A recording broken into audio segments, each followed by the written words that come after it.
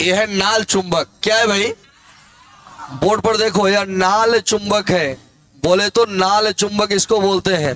ठीक है, इन अभी क्या है क्या नहीं वो नहीं बता रहा हूं, पहले उसको बनावट से समझा रहा हूं धीरे धीरे।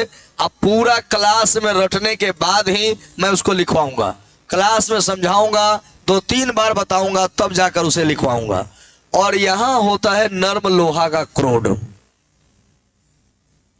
यहां जो होता है नर्म लोहा का क्या होता है? क्रोड होता है। नर्म लोहा का क्रोड, जिस पर अनेक फेरों में कुंडली लपेटी गई होती है। ठीक है, और इसमें धारा प्रवाहित होते रहता है। ठीक है, और इसके साथ जो होता है वह एक कमानी जुड़ी होती है। क्या जुड़ी होती है? एक कमानी जुड़ी होती है। इस कुंडली के साथ क्या जुड़ी है? एक कमानी जुड़ी हुई है। और यह कमानी, यह वृत्ताकार एक पैमाना है जिस पर यह कमानी जो है संसूचक की तरह व्यवहार करती है। किसकी तरह भाई? संसूचक की तरह व्यवहार करती है। संसूचक मैंने बताने वाला।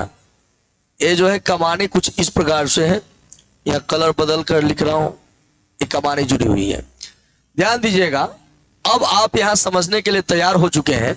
ये नाल चुंबक है। ठीक है, इस नाल चुंबक के बीच में एक नर्म लोहा का यह क्रोड है। यह क्या है?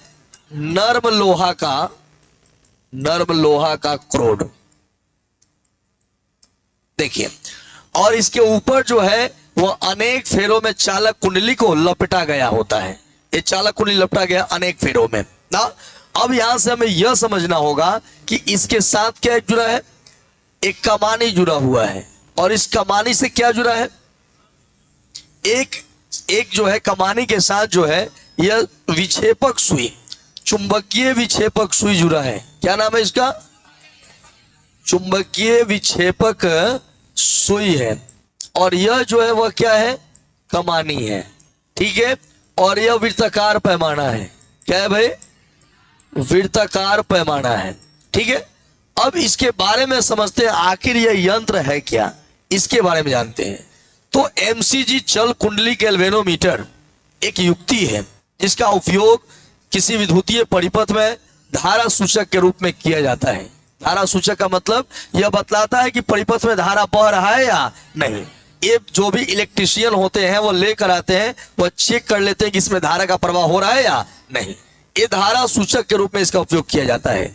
इसी की सहायता से आमीटर और वोल्ट मीटर बनाया जाता है। आमीटर का नाम सुने हैं, जो धारा मापता है कितना एम्पियर, और वोल्ट मीटर जो विभवांतर नापता है कितना वोल्ट ना। तो इसी की सहायता से क्या बनाया जाता है? एमीटर और वोल्ट मीटर। आपसे पूछा जाए कि भाई एमसीजी क्या है, तो कहा जाएगा चल कुंडली गैल्वेनोमीटर एक ऐसी युक्ति है जिसका उपयोग किसी विद्युतीय परिपथ में धारा सूचक के रूप में किया जाता है। इसकी सहायता से आमीटर और वोल्ट मीटर को बनाया जाता है। फिर सिद्धांत क्या है? तो सिद्धांत इसका यही है, आप जानते भी हैं कि जब किसी समरूप चुंबकीय क्षेत्र में किसी धारावाही चालक कुंडली को रखा जाता है तो उस चालक कुंडली पर बला घूर्ण लगने लगता है, जिससे उसमें घूर्णन होने लगती है। इसका सिद्धांत यही है कि जब समरूप चुंबकीय क्षेत्र में आप पढ़े हैं ना कि भाई बला घूर्ण लगता है टाउ बराबर एमबी, साबित किए है ना कि अगर किसी समरूप चुंबकीय क्षेत्र में किसी कुंडली को रख दीजिएगा तो उस पर एक बल लगने लगेगा, बला घूर्ण लगने लगेगा, जो उसको घुमाने लगेगा। कितना पावर से? टाउ बराबर एमबी। कितना से? टाउ बराबर एमबी। अब जरा समझिए, ये तो हो गया इसका क्या सिद्धांत। बनावट और क्रियाविधि जानते हैं। कहा जाएगा कि चल कुंडली गैल्वेनोमीटर में एक नाल चुंबक होता है। क्या होता है? नाल चुंबक। इस नाल चुंबक के बीच में नर्म लोहा के क्रोड पर अनेक फेरों में चालक कुंडली लपेटा गया होता है ना। और कहा जाएगा और इस चालक कुंडली में विद्युत धारा प्रवाहित होता है ना। कहा जाएगा कि नर्म लोहा का क्रोड जो होता है, अच्छा नर्म लोहा का क्रोड ही क्यों लगाया जाता है? नर्म लोहा का क्रोड चुंबकीय क्षेत्र को समरूप बनाता है, मजबूत बनाता है, त्रैजिक बनाता है। त्रैजिक का मतलब कि इसके हर एंगल पर जहां भी चुंबकीय क्षेत्र मापिएगा ना तो यह एक जैसा मिलेगा, समरूप बना देगा। समरूप बनाएगा, मजबूत बनाएगा और क्या बनाएगा? त्रैजिक बनाएगा। त्रैजिक का मतलब क्या? कि इसके रेडियस में जहां भी नापिएगा चुंबकीय क्षेत्र क्या होगा? एक जैसा होगा ना, तो कहा जाएगा कि नर्म लोहा चुंबकीय क्षेत्र को समरूप, मजबूत और त्रैजिक बनाता है। ठीक है, कहा जाएगा कि इस कुंडली के साथ एक कमानी जुड़ा होता है। क्या जुड़ा होता है? कमानी। और इस कमानी के साथ एक चुंबकीय विक्षेपक सुई जुड़ा होता है जो एक वृत्ताकार पैमाना पर संसूचक की तरह कार्य करता है। क्लियर है? आपने बनावट में क्या जाना? कहा जाएगा कि चल कुंडली गैल्वेनोमीटर में एक नाल चुंबक होता है जिसके बीच में एक नर्म लोहा के क्रोड पर अनेक फेरों में चालक कुंडली को लपेटा गया होता है। नर्म लोहा का क्रोड चुंबकीय क्षेत्र को मजबूत, समरूप और त्रैजिक बनाता है। नर्म लोहा के क्रोड पर लपेटे गए कुंडली के साथ एक कमानी जुड़ा होता है और इस कमानी के साथ एक चुंबकीय विक्षेपक सुई जुड़ा होता है जो वृत्ताकार पैमाना पर संसूचक की तरह व्यवहार करता है। जब चालक कुंडली में विद्युत धारा प्रवाहित किया जाता है, पहले तो यह बात समझ लें कि जो चुंबकीय क्षेत्र को कुंडली के तल में इस प्रकार रखा जाता है कि चुंबकीय क्षेत्र कुंडली के तल के लंबवत हो। क्या हो? कुंडली के तल के लंबवत हो। जब चालक कुंडली में विद्युत धारा प्रवाहित किया जाता है तो चालक कुंडली पर एक बलाघूर्ण उत्पन्न हो जाता है, टाउ बराबर एमपी। यह बलाघूर्ण जो होता है वह कुंडली को घुमाने लगता है।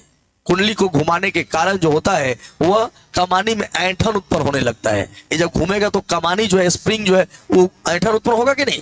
और इस ऐंठन उत्पन्न होने से चुंबकीय विक्षेपक सुई विक्षेपित होने लगती है। जिस कोण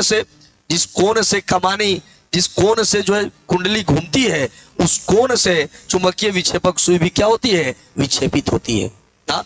कहा जाएगा कि अब जब कमानी में ऐंठन उत्पन्न होने लगता है तो कमानी में भी एक बलाघूर्ण उत्पन्न होता है जिसे प्रत्यानयन बलाघूर्ण कहते हैं। क्या कहते हैं?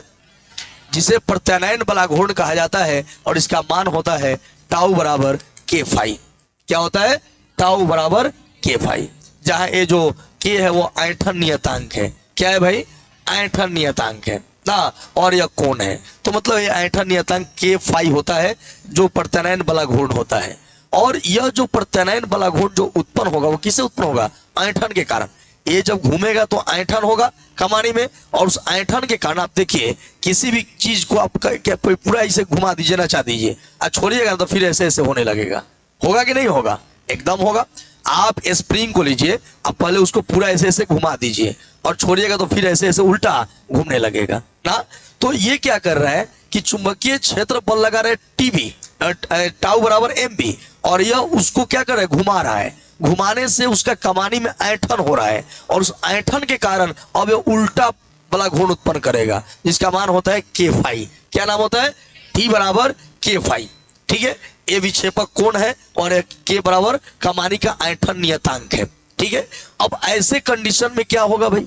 तो अब ऐसे कंडीशन में यह होता है कि अब ये प्रत्यानयन बलाघूर्ण जब लगने लगेगा तो ये उल्टा ना घूमेगा, ये उल्टा घूमेगा। और संतुलन की स्थिति में दोनों, अगर एक कुछ नहीं घूम रहा है, इसका मतलब कि प्रत्यानयन बलाघूर्ण और जो चुंबकीय घूर्ण है दोनों का मान क्या है? बराबर हो गया। चुंबकीय बलाघूर्ण है वह और प्रत्यानयन बलाघूर्ण जब बराबर हो जाएगा तो एक कमानी कहीं नहीं घूमेगा ना। तो उस कंडीशन में क्या होगा भाई? एक तो टाउ बराबर हम एम बी जानते हैं। क्या जानते हैं? टाउ बराबर एम बी जानते हैं, और एक के फाई होता है। यहां से हम फाई निकालना चाहें तो एम बी बटा क्या होता है? के। और एक बात आप जानते हैं भाई कि एम बराबर होता है एन आई ए, आई क्या है? बी, और बटा में के।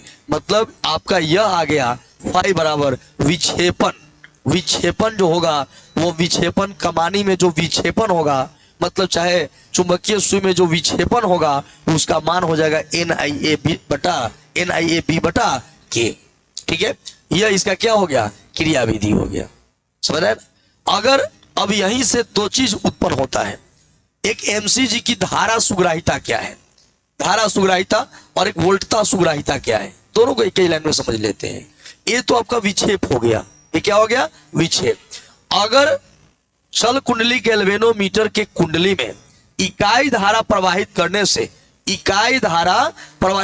से जो विक्षेप उत्पन्न होता है, उसे क्या कहते हैं? धारा सुग्राहिता कहते हैं। क्या कहते हैं? धारा सुग्राहिता। अगर वोल्टता सुग्राहिता कहे तो जब चल कुंडली गैल्वेनोमीटर के कुंडली में इकाई वोल्टता तो इकाई वोल्टता स्थापित करने से जो कुंडली में विक्षेप उत्पन्न होता है उसे हम क्या बोलते हैं, एमसीजी की वोल्टता सुग्राहिता बोलते हैं ना। और मान लीजिए हमें धारा सुग्राहिता निकालना हो, क्या निकालना है, धारा सुग्राहिता निकालना है। तो धारा सुग्राहिता निकालना है तो 5/I होता है, कितना होता है, अब देखो NIAB, अब बटा में क्या हो गया I, एक कट जाएगा, एक के है नीचे ना, सॉरी एक के है नीचे, तो क्या हो जाएगा NAB बटा के। धारा सुग्राहिता का मान कितना हो जाएगा, NAB बटा के, जहां A क्या है भाई, क्षेत्रफल है, A क्या है, क्षेत्रफल है, N क्या है, फेरों की संख्या है, B क्या है, चुंबकीय क्षेत्र है, और K क्या है, आयतन नियतांक है। क्लियर है। अगर इसी तरह से अगर हमें निकालना होगा वोल्टता सुग्राहिता, क्या निकालना है, एमसीजी की वोल्टता सुग्राहिता, वोल्टता सुग्राहिता अगर हमें निकालनी हो तो हम क्या करेंगे, 5/V।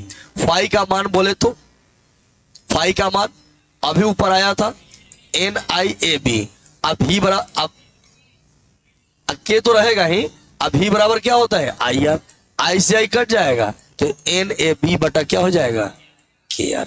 R माने प्रतिरोध, R माने प्रतिरोध, N माने फेरों की संख्या, A माने क्षेत्रफल, B माने चुंबकीय क्षेत्र, K माने आयतन नियतांक। ये क्या हो गया, MCG की वोल्टता सुग्राहिता ना।